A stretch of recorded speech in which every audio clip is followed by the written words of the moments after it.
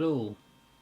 Alright, so this is a review of the VidiU X. Now I've done this stream before, but this time I'm actually using a cable modem to do the upload, and the reason for that is just very simply I did two streams. One dropped out a few times, and the other one had intermittent sound issues. So I thought, let's not use the Nighthawk M5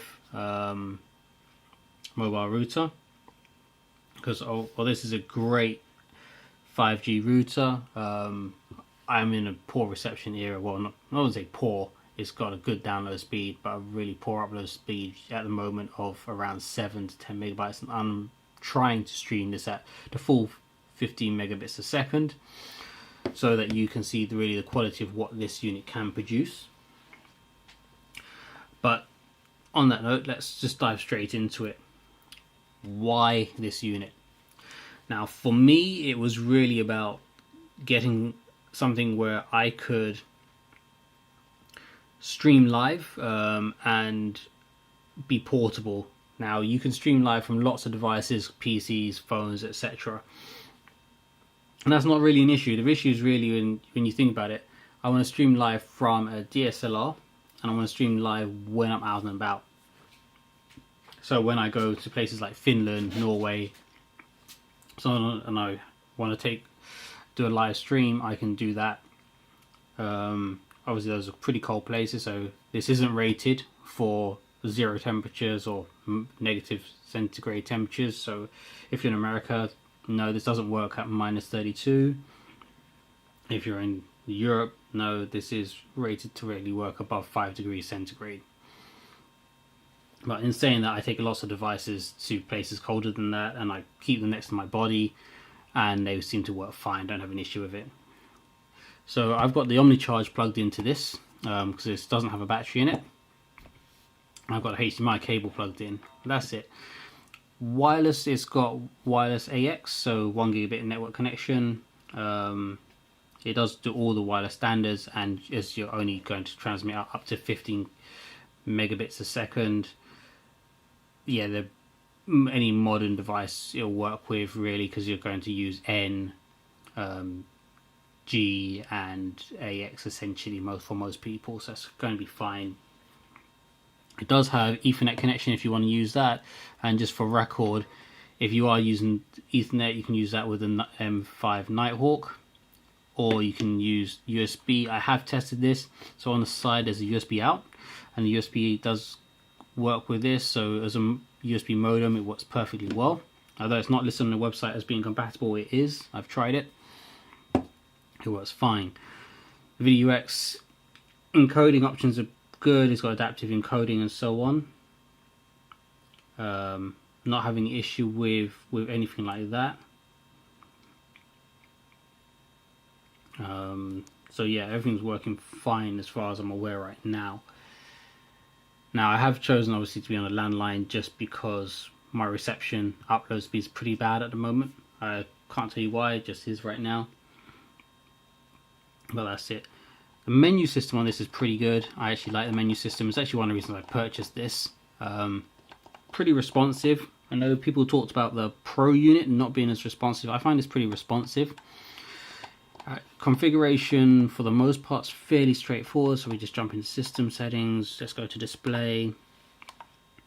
So you can see that's pretty good. Menu system there.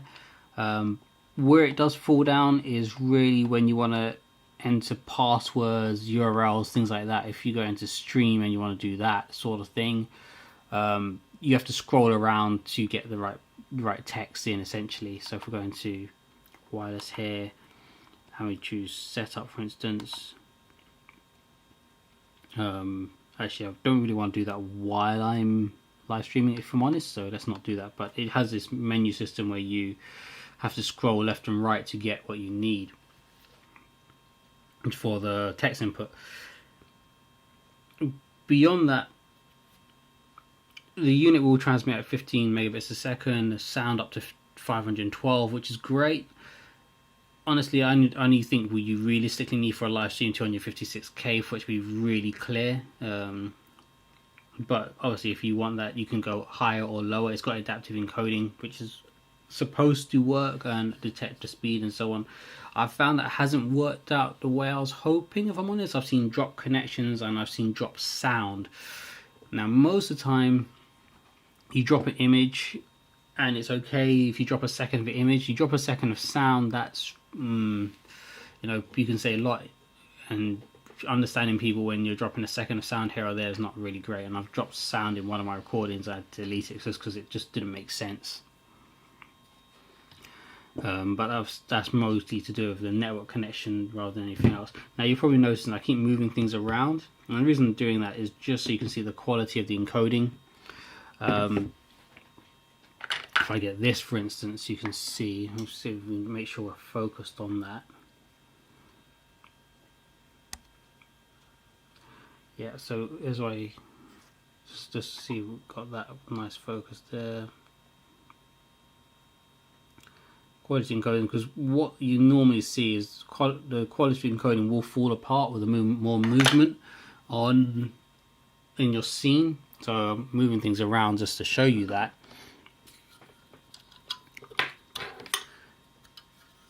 So this is my Blackmagic SDI to HDMI converter, and if I move that around, I'm recording at 25 frames a second because it's a bit nice on the bandwidth, and that's the rate I prefer. But as you can see, you will get some blur anyway, but part of it's going to be encoding. Part of it's going to be encoding issues as it tries to compress all that data. So in terms of data usage, it's not too bad. I did about a 20-minute stream and used a gigabyte of data. That was fine. I think that's pretty acceptable. Battery usage, very acceptable. I've been recording for over an hour. I've used 20% of the OmniCharge. So again, very acceptable. This time I've decided to use the internal port to record this, because I think that's just a good safe backup. So I've got a Sony Tough Disk 256 gig plugged into the side. One thing I did notice, which I didn't like, I couldn't work out how to set the Tough Disk active other than using the HTML server, so the web server interface.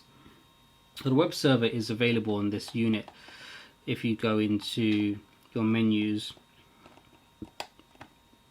and just look for your IP address for the unit. So here I've got my IP address of my unit.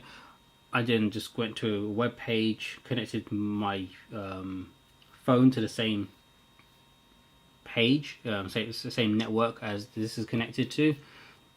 This actually works as a server as well. So if you're using Ethernet to get to the internet and you use this as an access point, it works as an access point as well. I'm not doing that right now, but so this is the web page on the phone. So I'll just move that out of the way and put that on the web page there. Now I actually had to go into this web page setting just to set the name of the file on the SD card, which I found really annoying. I couldn't find a way of setting it through here, which I thought was really annoying. Meant I couldn't enable effectively SD recording until I went into the web server interface, web interface. There is an app which was also really very simple, nice simple app for this, and based on the fact you've got 3 interfaces, means you're going to get some longevity out of this. You've got the menu system, which works, you've got web interface, and you've got the app interface. So I couldn't imagine that you wouldn't get at least 5 years out of this, even if for some crazy reason they dropped the web app, the support for the app. You've still got the web interface and the menu system. So even if you're out and about like me, and I don't like taking my phone out all the time, to do the things I can do it other ways. For instance, because I've got interface and the app. Not having a battery in this is actually a bonus and a downside, if I'm honest with you. So not having a battery in this obviously reduces cost, but also gives you longevity. You don't need to worry about putting this away for 2 years and forgetting about it, because there's no battery in it to die or get damaged from discharge or anything like that. But also the reverse side is, yeah, you will need a power bank to supply power to it, or you'll need to plug it into the mains. And it does come with a mains charger. It comes with a reasonably long cable. So it comes with this little Teradek mains charger and a 2-meter USB cable, which is fine. And obviously most people have USB cables, so it's neither here nor there. It's USB-C if you're interested. But I generally just don't use it, if I'm honest. I don't see the need. I'm not intending to use this at home. I can stream using my PC or the ATEM Mini if I really need to stream this from my desk. The only reason I'm doing this from this unit is just so you can see the quality of it. Maybe you do choose to stream from your desk. If you're going to, I'd definitely recommend using an Ethernet interface on the back. Give you a much more stable stream, and that'd be nice for you. More about the interface. So I don't think you've seen this happen yet. It happens every 10 minutes. I've got it set on mine. This display will flick between white text on background and black text on a white background. That's to protect the screen, and it's a nice feature, but when you first see it, you're thinking what's going on. New firmware on this means the display is dimmable. Again, a little nice feature. So you can't get into all the menus while recording, but when it's not recording, you can go in there and you can change the brightness setting. Oh no, you can if you flick across. Sorry, my mistake. You can get into all the settings still. So if I go down to settings, system, and go down to, where is it?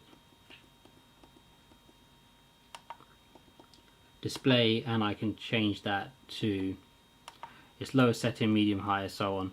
Now if you're a bit of an audiophile, you probably are used to this having display off or at lowest. Obviously here you can set the inversion, so for inverting the colors on the display, and display off. I've got mine for never, but you can switch it on. In our case, it's not really going to make that much of a draw on the battery, but if it was a mobile unit and you were concerned about the battery, obviously you want that switch off after a few minutes. I'm actually doing this, something I should also note, this is on firmware 1.3, which is the latest firmware as of March 2021, which added that feature.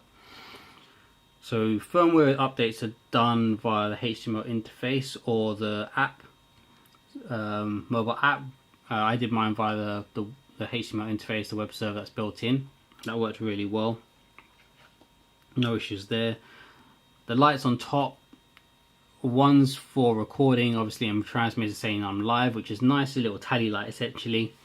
You've got your cloud connectivity light and the light for the camera to say you've got one plugged in. So just from the top you can get a nice little visual indication that everything's fine.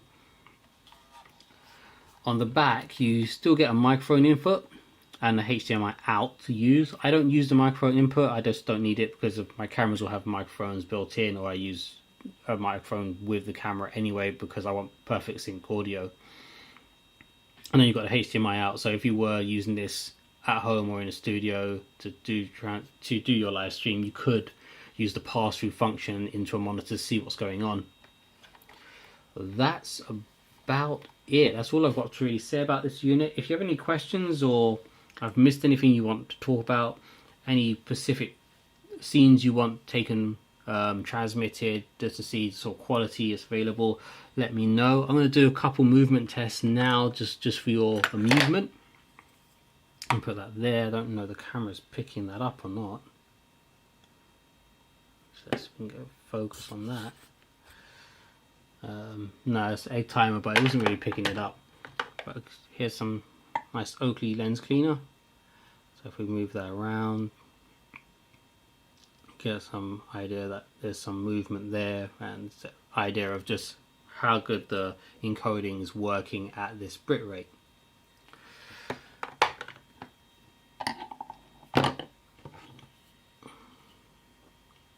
Okay, well, thank you for watching. I hope that was informative for you, and I hope it helps you decide whether that's something you want or not.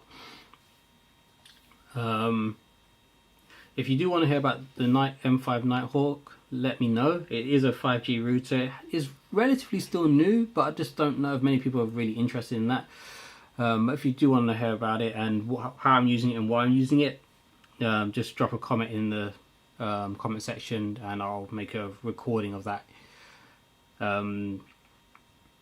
Obviously, my normal recordings are 4K and HDR, and there will be quite a significant step up in my recording, as I do have the correct equipment to do full HDR recording and playback and color grading now. So if you do drop by this channel again, you should see quite a nicely graded 4K HDR stream, and significantly better quality of recording. Obviously, this is a live stream, so this won't be edited. This is purely done for your benefit, so you understand the capabilities and the quality of this unit.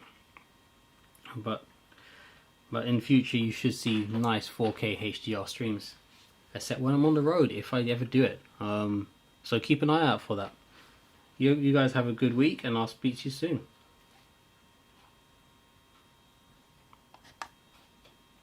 And we complete the broadcast from here.